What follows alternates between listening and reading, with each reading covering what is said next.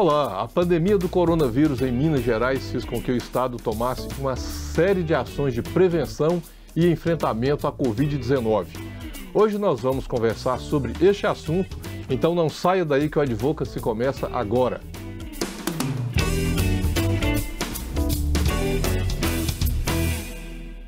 No início do mês de março, os mineiros tomaram um susto com a primeira confirmação de um caso de coronavírus registrado na cidade de Divinópolis, no centro-oeste mineiro. De lá para cá, os números cresceram de forma alarmante. Ainda assim, as autoridades mineiras buscaram alternativas para sanar o problema da pandemia e adotaram uma série de ações para evitar o crescimento da doença em Minas. Para falar sobre o assunto, eu recebo o secretário de Estado de Saúde, Carlos Eduardo Amaral Pereira. Ele é médico neurocirurgião e neuroradiologista intervencionista e também professor. Então, secretário, obrigado pela participação do senhor aqui conosco no programa e num momento tão especial que estamos vivendo, né? James, eu que agradeço a oportunidade de estar aqui, de estar junto, com a equipe toda, podendo trazer o que é informação de qualidade do estado de Minas Gerais. Secretário, para iniciar, como é que está a situação da Covid-19 em Minas e no Brasil, aí da visão do gestor? James, o que nós tivemos foi que, a partir do primeiro caso confirmado em Minas, nós começamos a ficar muito atentos. Nós já tínhamos um comitê instalado de acompanhamento e esse caso ele serviu como sendo um divisor de águas, ou seja, a partir de ali, Minas Gerais tinha um caso e nós precisaríamos já ficar atentos e buscando intervenção. No Brasil hoje, nós temos muitos casos confirmados, tem uma tendência de alta nítida, nós estamos no meio de uma epidemia. Minas Gerais também está assim, mas felizmente com as condutas que nós tomamos lá no início de março, dia 19 de março, foi quando nós orientamos o isolamento em todo o estado, nós tivemos um controle bom, um controle significativo. Isso não significa que Minas Gerais está fora de risco, de forma nenhuma. Nós precisamos manter o isolamento, ele vai sempre estar presente aí nos próximos tempos, mas nós estamos com um controle bom. Eu acho que nesse momento é o melhor que nós poderíamos ter. Agora, efetivamente, secretário, que medidas o governo do estado tomou? Por exemplo, se nós pensarmos nos municípios, os municípios tomaram algumas medidas de impacto imediato na vida da população. Suspende alvarás, cancela alvarás, fecha o comércio, segue o que o governo federal diz que é serviços essenciais, como é comumente dito. E o Estado, que medidas ele adotou para evitar que houvesse muita aglomeração e também muita gente circulando pelo Estado? É importante, James, entender qual que é o papel do Estado nessa rede do SUS, que o SUS ele é tripartite, ele tem a União, o Estado e o município, e nós três, os três entes, eles vão estar sempre interagindo e fazendo a estrutura da saúde. O Estado ele tem um papel de organizador, de coordenador de redes, de fomentador com financiamento, Então, baseado neste papel, o que nós fizemos inicialmente foi começar a coordenar o Estado no sentido do enfrentamento. Nós criamos o Centro de Operações e Emergência em Saúde em dia 20 de janeiro. Esse centro ele começou a coordenar, começou a prever que nós teríamos uma epidemia e treinar todo o Estado. Tanto as nossas Desculpa, secretário, perdão, em 20 de janeiro. De janeiro, ou seja, bem antes de já ter um caso diagnosticado. Não, e antes também do decreto que reconheceu o estado de emergência, em saúde. Esse comitê, esse centro, ele era interno da Secretaria Estadual. Certo. Na verdade, nós começamos a tratar dia 3 de janeiro, quando o Ministério da Saúde comunicou que havia uma epidemia na China. Dia 20 nós criamos o nosso grupo, formalizamos esse grupo dia 20 de fevereiro, mas desde o dia 20 de janeiro nós já tínhamos o grupo atuante e aí nós começamos a fazer o quê? Vamos treinar a equipe, treinar a região e aí começamos a estruturar do ponto de vista de todo mundo saber o que seria essa epidemia. Findo isso, nós começamos a preparar financeiramente. Então, nós fizemos transferências financeiras para os hospitais, 70 milhões para o PROOSP, incentivo, 21 milhões para o PROOSP gestão compartilhada, 60 milhões para municípios, 31 milhões de novo para municípios, ou seja, a ideia naquele momento era preparar a estrutura do Estado com compras de equipamento de proteção individual, os hospitais estarem prontos para poder chegar à chegada da epidemia. E, por último, nós fizemos um plano de contingência, esse foi estadual, com todo o roteiro, item a item, que nós entendíamos como seria o melhor enfrentamento, e não bastasse isso, nós regionalizamos o plano de enfrentamento. Ou seja, isso era só um momento de preparo. Além disso, hoje nós estamos abrindo leitos no estado, estamos comprando ventiladores, comprando ambulâncias, ou seja, para realmente, a cada momento que for passando, nós temos mais estruturas. É lembrar que também está difícil, né? Não está fácil ter um desabastecimento mundial, né? Agora, secretário, eu quero entrar assim, um pouco naquilo que o Estado está investindo em termos de equipamento, tanto equipamento material como equipamento público mesmo, né? Os imóveis, etc. Mas em termos de isolamento, o Estado chegou a fechar as fronteiras, elas estão fechadas para o transporte coletivo. Como que está essa situação? Nós estamos aqui em meados do mês de maio, né? Como é que está essa situação no Estado hoje? Qual é a orientação para a circulação no estado de Minas? E outra coisa, sobre a realização de eventos, de aglomerações, qual que é a orientação e a efetividade da norma do Estado para eventos dentro em Minas Gerais, por exemplo? É muito importante, vamos lembrar que quem dá o alvará é a prefeitura. Sim. Então nós temos um pouco de limitação. Por outro lado, as estradas federais, elas não podem ser fechadas pelo Estado, né? O que nós fizemos foi efetivamente restringir o desembarque de passageiros que viessem de outros estados, com o objetivo de não receber um afluxo tão grande de pessoas que pudessem estar contaminadas. Criamos a deliberação 17, que ela normatiza todo o risco de aglomeração, evitando aglomeração, cuidados que as pessoas devem ter, áreas que estão liberadas, que são consideradas essenciais, outras que não. Então, assim, isso é parte daquela ideia que nós temos no Estado, justamente o quê? O Estado ser um coordenador, ele ser alguém que fale para os municípios, olha, vamos por esse caminho, que esse caminho nós entendemos que é o mais adequado. E os municípios, em geral, têm seguido, secretário? Porque, desculpa, mas não uma área que não tem como não abordá-la mesmo no momento de crise, né? Tem o contexto político e muitas vezes isso tem uma inferência nesses encaminhamentos que são técnicos, né? Os municípios estão seguindo esses protocolos, essas orientações da Secretaria de Saúde do Estado? James, de uma forma geral, no início nós tivemos uma adesão muito grande. Todos os municípios, havia um susto muito grande, um medo muito grande de haver uma explosão de casos, então nós tivemos uma adesão muito grande. À medida que o tempo foi passando, nós tivemos um sucesso, ou seja, não tivemos a explosão de casos. O sucesso do isolamento, ele é o que traz o problema para o isolamento, ou seja, as pessoas começam a ver que está indo tudo bem e começam a querer quebrar o isolamento. Relaxar um pouco. Relaxar o isolamento. Então, o que nós temos hoje, assim, são vários municípios em momentos diferentes de isolamento, desde aqueles que estão muito rigorosos, àqueles que liberaram completamente o isolamento. O programa Minas Consciente, ele veio justamente para tentar colocar um pouco de ordem nisso. Ou seja, o Minas Consciente é um programa de isolamento, que nós entendemos enquanto Estado que é necessário ter isolamento ainda, mas esse isolamento tem que ser coordenado, ele tem que ter um norte, ele tem que ter uma equipe que tenha a noção da estratégia, ou seja, qual que é o melhor caminho para nós seguirmos, porque a epidemia está aí, tem risco. Se nós fizermos uma mudança muito grande, ela volta a crescer e descontrola. Números, secretário, e eu não vou perguntar especificamente da Covid-19, mas, por exemplo, o que nós temos visto em alguns sites que falam em números em óbitos, se comparar o mesmo período do ano anterior com 2020, alguns casos até menor. Então, nós não temos, aí a pergunta mesmo de cidadão comum, né? Nós não temos um alarde maior do que realmente é o tamanho do problema, porque não estou dizendo que o problema não existe ou que ele é simples, absolutamente. É extremamente contagioso, o vírus ele passa muito facilmente, né? Mas diminuir o número de óbitos por outras razões, agora nesse período, porque assim, era para ter aumentado o número de óbitos no cômputo geral e não houve, e não está acontecendo isso. O que nós vimos, James, assim, eu acho que é importante quando nós falamos de números, principalmente óbitos, esse impacto que traz na sociedade, que os óbitos eles têm basicamente 3 grupos, né? Hoje em dia. Um grupo seria o das doenças normais, doenças crônicas ou doenças agudas, mas que elas continuam acontecendo. Então, nesse contexto, nós não tivemos uma mudança muito grande. Um outro grupo de óbitos são os acidentes. Esses acidentes nós tivemos uma mudança muito grande. Houve uma redução importante do número de acidentes. O Hospital Pronto-Socorro João 23, que é da FHEMIG, né, que é do Estado, ele está muito vazio. Por quê? Porque é o hospital principal do Estado em relação em trauma, em acidentes. E aí teria aqueles óbitos vinculados à epidemia, à Covid.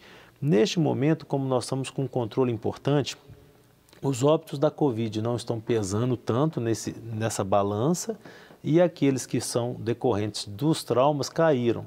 Então, no fundo, nós conseguimos até ter um equilíbrio com alguns lugares tendo até menos óbitos do que a média.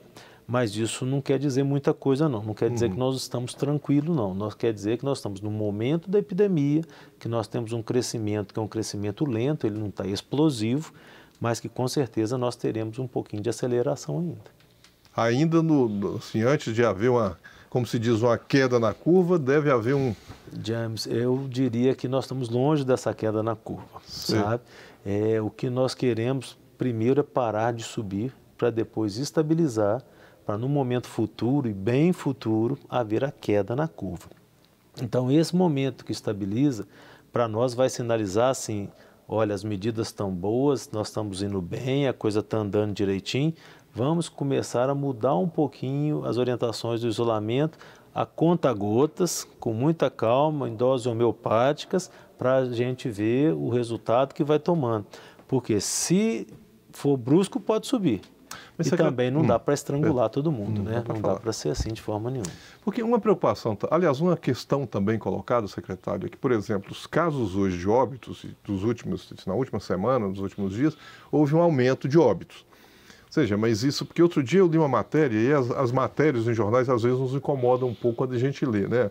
Olha, tal cidade, o isolamento diminuiu, estava um isolamento de 70%, caiu para 30%. E nessa semana morreram tantos. Quer dizer, é como se associasse a queda imediata do isolamento com o óbito. E não é assim, né? Quer dizer, eu acho que a população tem que saber que se o isolamento ou a circulação de pessoas diminui agora, o óbito não aumenta agora, vai aumentar daqui a pouco, ou seja, é meio invisível isso. Então, acha que não, mas está acontecendo a doença repassando de uma pessoa para outra. Digo isso para chegar em quanto tempo desde que, assim, não sei se é possível falar isso com muita precisão, de uma pessoa que tem um contágio, tem um contato, até eventualmente chegar a óbito, se não for uma pessoa no grupo de risco. Em quanto tempo, rapidinho, o senhor falaria que pode ocorrer? Isso é muito interessante, porque nós poderíamos falar assim, sobre a inércia da epidemia, que corresponde a casos individuais. Então, se você tem um grupo que hoje foi contaminado, esse grupo terá em torno de 7 a 10 dias, ele começará a ter sintomas. E esses sintomas eles ficarão mais graves e começarão a precisar de hospital de 8 a 12 dias, mais ou menos. Então, o que acontece assim? Primeiro, a gente não tem ninguém, mas já tem doença. Depois tem sintomas leves, depois começa a ter sintomas graves. Com 14 dias, uma parte desse grupo vai precisar de terapia intensiva e ainda fica uma semana a mais lá. Desculpa, deixa eu interromper o senhor aqui um minutinho, porque eu acho que isso é importante para nós, mas é só para a gente fazer aqui uma pausa na nossa conversa. E eu te convido a continuar conosco aqui através das nossas redes sociais se posicionando. É só procurar pelo @Programa Advocacy e nós já voltamos.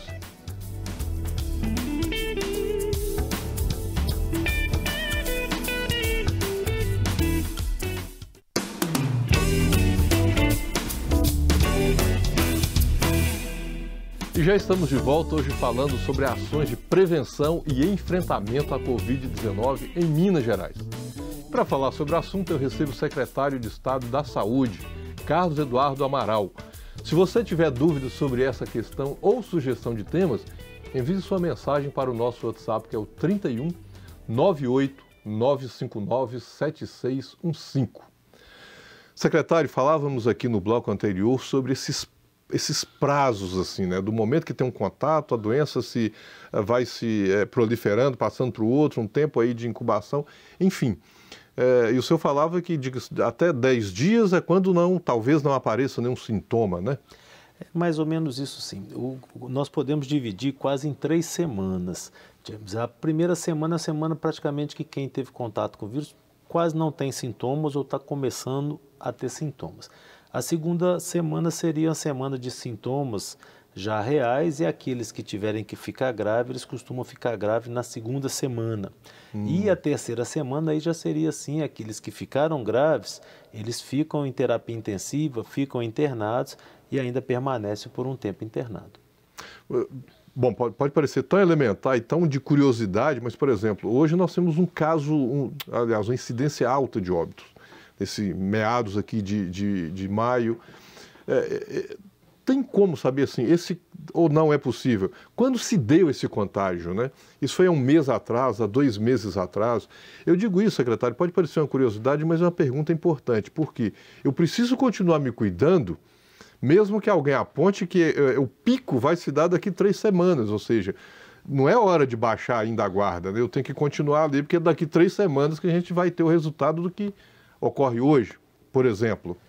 Isso é muito importante, ou seja, o que nós estamos vendo hoje é o que aconteceu em torno de 14 a 20 dias atrás. Então, as medidas que nós tomamos há 14 ou 20 dias atrás, elas estão repercutindo hoje. Isso é uma inércia. Aconteceu lá, nós vemos aqui. Então, o que nós vamos tomar hoje de medida vai repercutir daqui a 20 dias. Isso é uma dificuldade porque sempre quando nós tomamos uma medida, já tem um número de pessoas que estão contaminadas e que vão apresentar casos ainda no futuro. Por isso que essa infecção, né, essa epidemia, ela é importante e é perigosa, porque se nós demorarmos para tomar medidas ou acharmos que está tudo muito tranquilo, que às vezes nós estamos vendo alguns comentários sobre isso, nós podemos tomar medidas agora, mas até atrasadas por causa que nós demoramos para poder entender o que estava acontecendo. Só que se a medida for atrasada, eu só vou ver o resultado final dessa medida lá na frente daqui a 21 dias. Para você ter uma ideia o que isso pode representar do ponto de vista da epidemia, nós tomamos o isolamento no dia 19 de março, com a publicação no dia 22. Naquele momento, uma pessoa estava transmitindo para 3 pessoas a cada 2 dias. Então, se nós formos colocar aí 14 dias, como é que seria? 1, 3, 9, 27, 81, 270. Então, ou seja, uma pessoa poderia já ter contaminado 270 pessoas. Então, isso é muito importante porque lá atrás essa medida pareceu para alguns que foi precoce, que foi intempestiva, mas não. Nós já poderíamos ter risco de ter 270 contaminados para cada um que eu tinha naquele momento.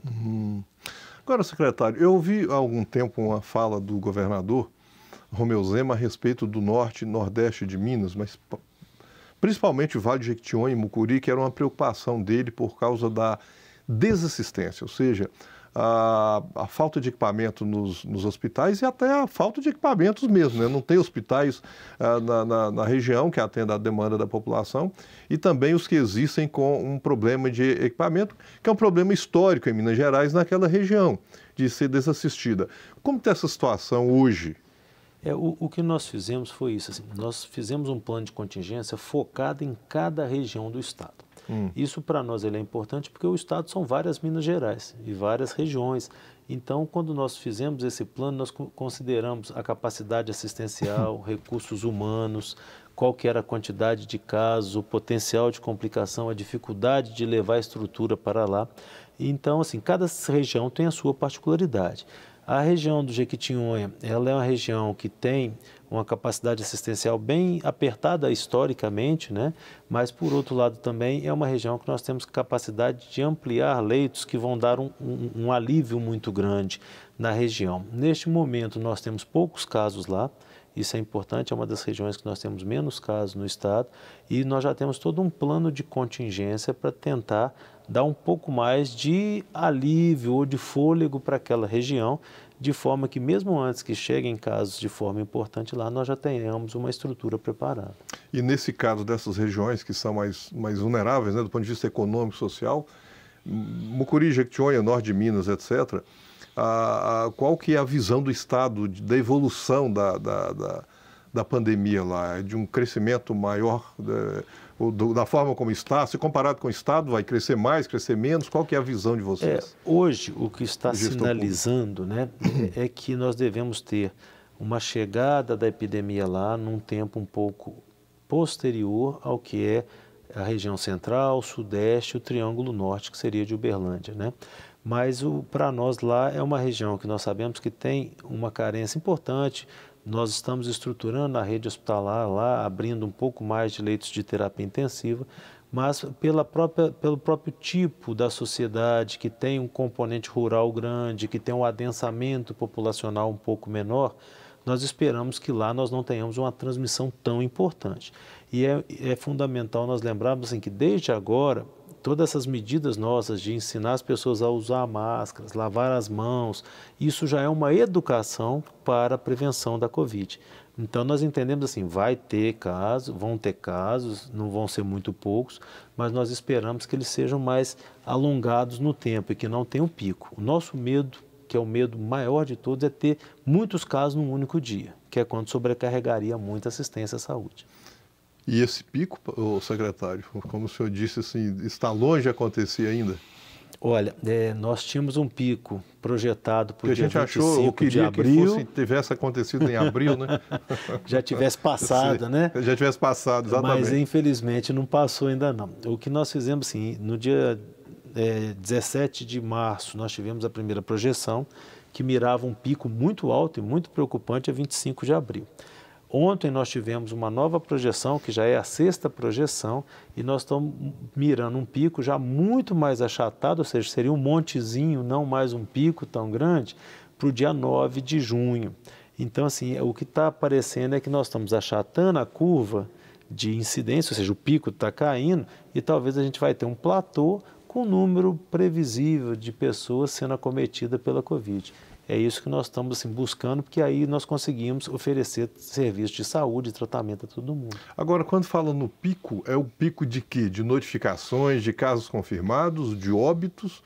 Ou é o total de tudo isso com suspeitos, quando fala em pico? O pico para a saúde é o pico de pessoas precisando ser internadas e necessitando de leito hospitalar. Isso é que nós entendemos como pico. Agora, secretário, um outro problema que a gente está muito comum, e assim... Eu, por exemplo, sou um dos críticos da forma como tem sido gerenciado isso no Brasil. Eu sou advogado, a gente acompanha sempre as leis, e aí com o decreto de calamidade pública há uma flexibilização das regras da gestão, da administração pública também, né? E dos gastos, no orçamento, etc. Dispensa licitação para alguns casos, e isso é um problema no Brasil, isso é histórico no Brasil. Como que o governo de Minas está lidando com isso para a compra de equipamentos? Eu sei que o senhor já falou que tem uma falta de equipamento no mercado, automaticamente há uma tendência a aumentar o preço de qualquer equipamento. Respiradores é o que é mais comum a gente ouvir falar. Como que o governo está trabalhando em duas linhas? Uma é manter os critérios legais de transparência, digamos, de compliance, com a linguagem, para que isso não se torne uma forma de enriquecimento sem causa, né? E também para lidar com essa ausência de equipamentos e abastecer o Estado. Isso é muito complexo, assim, isso é talvez um dos dilemas do gestor público, porque nesse momento, aparentemente, tudo é válido. Daqui a 5 anos nós vamos ser responsabilizados pelo que nós fizemos hoje. O desabastecimento ele é real e foi muito importante há 1 mês, 2 meses atrás. Nós chegamos a ter ventiladores sendo ofertados a quase R$400 mil, sendo que o normal deles era 50, 60 mil. Isso era nitidamente por um desequilíbrio de mercado por causa do desabastecimento. O que nós fizemos aqui no Estado, que eu acho que foi uma conduta acertada e muito equilibrada, é o seguinte, assim, nós temos primeiro que manter as regras da compra pública. É importante, nós temos celeridade, mas é importante ter concorrência, é importante ter probidade, é importante conhecer quem vai vender. Muitas vezes aparecia alguém vendendo, mas que não tinha nenhum histórico. Então, como que nós iremos comprar? Queria vender, mas queria que nós buscássemos na China, quer dizer, é impossível para o Estado fazer isso. Então, eu devo ter recebido mais de 1.000 ofertas de venda de testes, isso no e-mail do gabinete. Então, você vê que realmente é muito difícil. E o que nós fizemos foi isso, assim, dar muita correção. Tem o Centro de Compra Compartilhadas da CEPLAG que nos ajuda nisso, porque nesse momento nós temos que fazer tudo muito certinho. E os orçamentos que nós fizemos, nós conseguimos preços muito adequados. Já vista que nós compramos ventiladores até R$70 mil. enquanto tiveram locais que compraram 300 mil. 300 mil. Né, que era o preço, sabe, James? Era o preço, 300 mil. Mas nós mineiros, nós somos, né, um pouco mais com o pé atrás, mineira mais calma. Pensa 3 vezes, né? Antes de fazer. Pensa 3 vezes e acabou que nós conseguimos comprar bem. Secretário, nós estamos aqui chegando no finalzinho desse bloco, mas eu queria falar também sobre testes. Então, nós vamos aqui para mais um rápido intervalo, então não saia daí que nós vamos falar sobre os testes rápidos, vamos ouvir o que o secretário tem para dizer a respeito. Se você quiser participar do Advocacy, mande um e-mail para advocacy@redesuper.com.br e nós já vamos voltar.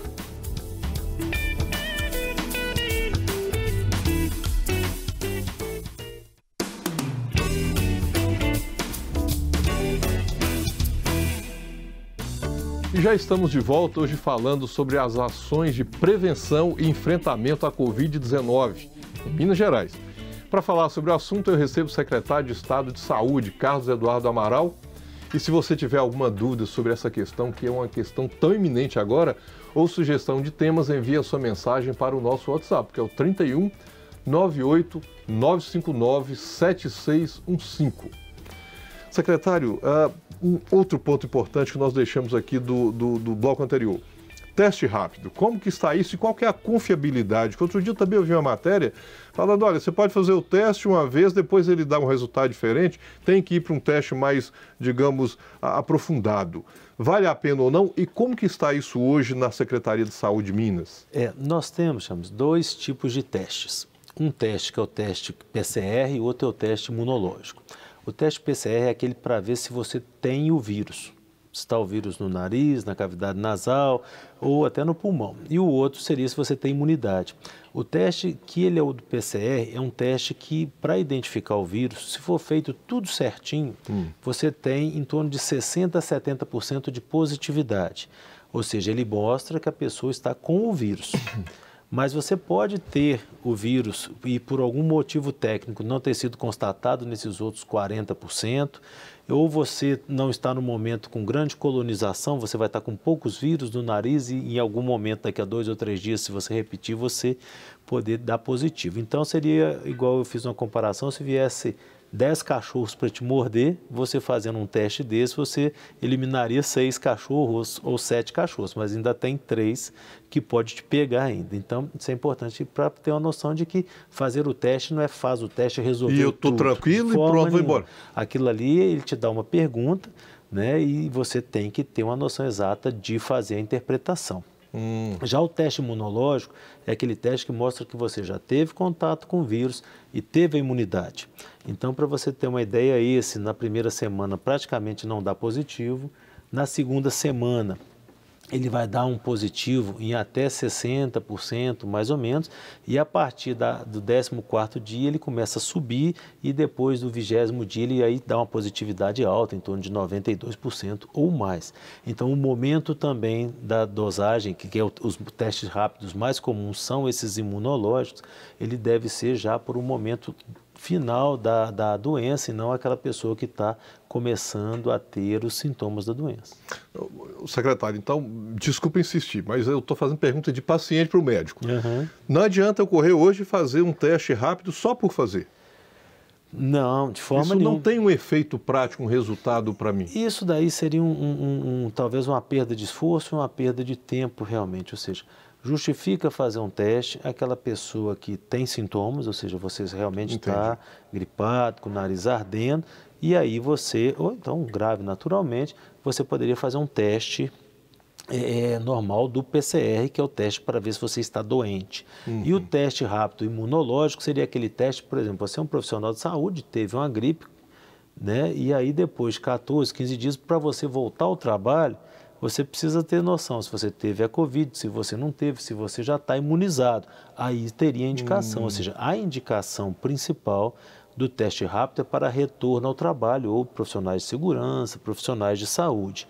E para quem está doente, hoje a Secretaria Estadual de Saúde, junto com o Ministério, nós indicamos para quem efetivamente está internado em hospital, tem uma clínica maior, profissionais de saúde, profissionais de segurança com sintomas, pessoas que estão restritas de liberdade e os asilados. Seria aquele grupo que efetivamente nós estamos orientando a fazer.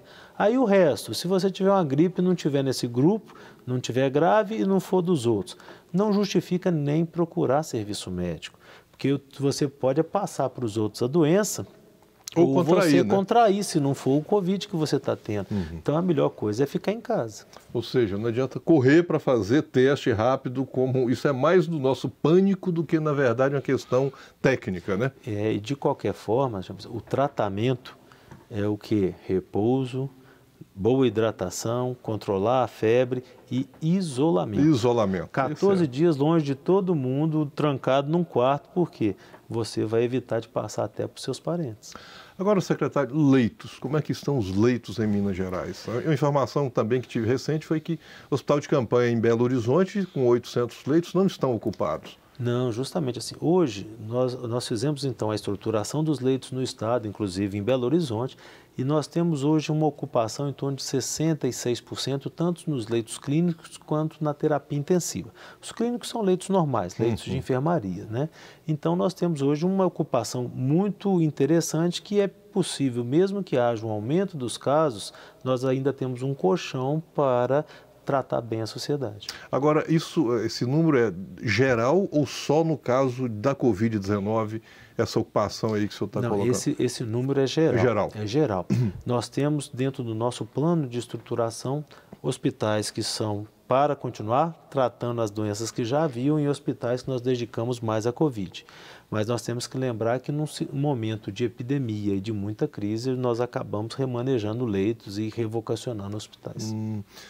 Secretário, um outro ponto que é assim, nevrálgico no atendimento à saúde de Minas Gerais são os hospitais regionais que ficaram abandonados até com a construção pelo meio, né? E em regiões pobres também. Então, como é que o Estado hoje, o que foi feito desses hospitais regionais? Foi retomado, está concluindo, está parado? Qual que é a perspectiva do Estado agora de concluir esses equipamentos? É uma das orientações que o governador Romeu Zema deu quando eu assumi a Secretaria Estadual de Saúde, era dar uma ênfase, um foco muito grande na conclusão dos hospitais regionais. E dentro dessa estruturação, nós primeiro fizemos um chamamento público para ter uma noção se teríamos parceiros ou não para essa conclusão desses hospitais. E agora, com a Vale, né, com as indenizações que são necessárias, nós estamos tendo a sinalização da Vale que ela vai nos ajudar à conclusão dos hospitais, tanto de Governador Valadares, Sete Lagoas, Divinópolis, Teófilo Otoni e Conselheiro Lafayette. O de Juiz de Fora, por estar fora do leito dos rios ou das bacias, ele não foi contemplado. Mas aí, sobrando um único hospital em Minas, fica mais fácil do governo do estado conseguir concluir. E qual que é a expectativa, aliás, a perspectiva do governo com relação a isso? Nós temos o interesse que até o final do ano, pelo menos, nós já tenhamos o projeto de reinício completo e as obras começando. E são quantos leitos aproximadamente esses? Vão ser aproximadamente 1.000 leitos na hora que nós somarmos todos os hospitais. Números, nós estamos aqui um questionamento em Minas Gerais de subnotificação. Há realmente essa subnotificação? O que está gerando? Porque às vezes a crítica é, Minas tem um número baixo de casos por causa da subnotificação. Como é que o governo do estado tem trabalhado isso? Há mesmo uma subnotificação, secretário? Eu acho que esse tem vários pontos para nós comentarmos. O primeiro é que Minas efetivamente está bem. Por que Minas está bem? Porque nós temos os nossos leitos ainda com a capacidade ociosa grande, ou seja, é possível nós internarmos bastante pacientes que tenham a Covid. Então, isso mostra que nós não estamos com muitas pessoas acometidas da Covid. Isso é um fato, né? Depois nós temos também o número de óbitos nosso, é um número pequeno. Nós tivemos a queda no total de óbitos e ainda não temos muitos óbitos pela Covid. E ninguém deixa de comunicar óbito. Então nós temos a comunicação de 100% dos óbitos do estado. Isso também é um número confiável. Já quando nós falamos da notificação global, ela é muito complexa, que quando nós temos uma epidemia, em qualquer lugar você vai ter pessoas que não têm sintomas sequer E como que nós vamos saber desses sintomas? Essa ideia, então, de subnotificação é uma coisa que eu vejo, algumas perguntas, mas que, para mim, assim, elas têm uma eficiência e talvez uma profundidade relativa. Eu preciso muito saber o que, para mim, são dados que correspondem às ações. Dados que correspondem à curiosidade, não tem como nós gastarmos ou investirmos dinheiro nesse momento, ainda mais que há um desabastecimento mundial de testes, né? Secretário, assim, nós estamos caminhando aqui para o finzinho da nossa conversa, mas é muita coisa que fica para... Enfim, né, não vamos esgotar a conversa mesmo. O Estado tem preparado, e a partir de quando se tiver, um protocolo para ir retomando as atividades, ou seja, para ir flexibilizando mais o isolamento, assim, qual que é a visão da administração do Estado com relação a isso? Eu diria que, assim, falar em flexibilização talvez não seja o ideal. O ideal seria ter o isolamento oportuno e coordenado naquele momento correto, sabe? Porque o isolamento, se tudo correr bem, igual está mostrando hoje, nós vamos ter que ter medidas durante muito tempo, porque as pessoas não vão se contaminar todas de uma vez e passar a epidemia. Então, o Minas Consciente, ele tem esse objetivo. Ou seja, a epidemia não tem data marcada para acabar, né? Não tem, assim, haja visto que outro dia eu vi uma reportagem falando que na Espanha, que teve aquele pico monstruoso, tiveram muitas mortes, eles fizeram uma avaliação agora do percentual de pessoas que tiveram a Covid e não deu nem 5%. Então, você vê que isso vai alongar no tempo, até ou nós temos vacina ou muitas pessoas terem pego a doença. Então, de uma forma geral, o Minas Consciente ele tem esse objetivo. E ele tem esse objetivo de caracterizar por região. Sim. Se tiver uma região que está mais grave, a gente segura um pouco mais. Uma que está mais tranquila, a gente libera um pouco mais. Então, vai ser essas ondas do Minas Consciente que vai trazer essa ideia de nós andarmos com muita calma, com muita segurança, mas se for o momento, nós também poderemos andar e, se for o momento, recuar. Recuar também, né? Secretário, aí na sua visão de médico e agora também aí de gestor público, de cidadão, quando o senhor acha que nós podemos falar estamos... Não vou dizer livre, né? Porque a pandemia, assim, não passa a pandemia, mas o problema continua. Mas assim, estamos tranquilos, podemos falar que voltamos à vida normal com esse problema em Minas e no Brasil, mesmo que os cuidados continuem para evitar um retorno. Eu acho, justamente 6 meses, um ano. Existe um novo normal, né? É verdade. Esse novo normal, talvez em agosto a gente já tenha um direcionamento do que vai ser e já vai dar para termos planejamento para o futuro, inclusive de retomada de atividade econômica. Eu acho que atividades que têm grande aglomeração de pessoas, essas são mais complexas. A gente colocar 2.000 pessoas num ambiente fechado... 50 mil pessoas no estádio. Em que nós temos muitas pessoas assintomáticas que podem estar passando o vírus. Mas, de uma forma geral, eu acredito, assim, eu gostaria muito que, a partir de agosto, nós tivéssemos um pouco de retomada já. Vamos ver se vai ser possível, né? A gente tem que combinar com o vírus, se ele combinar com a gente, vai e conosco também, né? Secretário, nós estamos chegando aqui no finzinho do nosso programa. Já quero agradecer o senhor pela sua presença aqui. Eu sei deve estar um tumulto o seu dia a dia e a sua vida, mas uma palavrinha rápida e final aqui para os nossos telespectadores que nos acompanham, inclusive do Brasil todo. Isso. Eu gostaria primeiro de agradecer a oportunidade de estar aqui, de trazer informação de qualidade, confiável, né, da Secretaria de Estado de Saúde e falar que o Mineiro está de parabéns. Eu gostaria de agradecer ao Mineiro por estar tendo uma aderência boa, uma adesão boa às orientações e lembrar que o que nós estamos fazendo é muito sério. Nós queremos coordenar para que tenha segurança para todo mundo.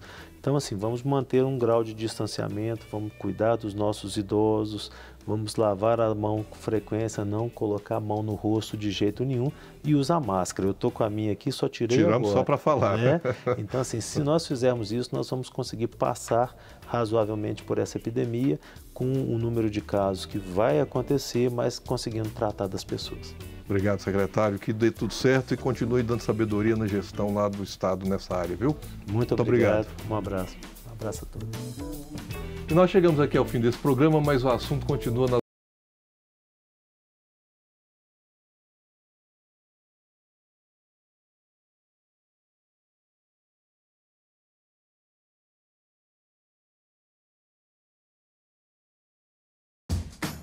Não quer ficar um segundo por fora da nossa programação? Agora você pode nos acompanhar através das plataformas digitais. Não perca tempo. Acesse, curta e siga-nos. Fique por dentro de tudo o que acontece por aqui. Rede Super, inspirando você.